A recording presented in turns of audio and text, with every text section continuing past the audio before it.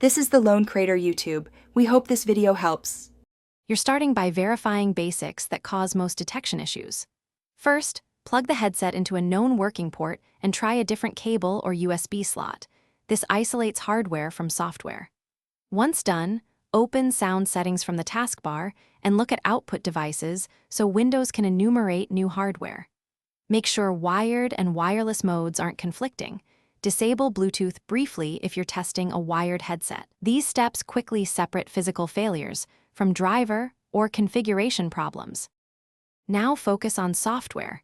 Open Device Manager to inspect audio devices and any yellow warning icons. Update the audio driver by choosing Update Driver, or if a recent update broke audio, use Rollback. If the device still won't appear, uninstall the audio device, then select Scan for hardware changes so Windows reinstalls it cleanly.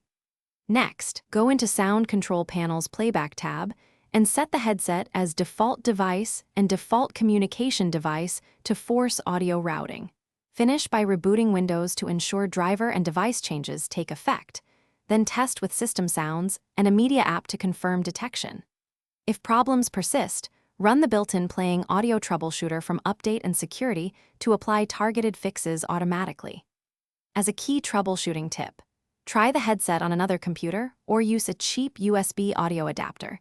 If it works elsewhere, the issue is Windows configuration or port hardware. This final verification narrows the fault to either headset or PC.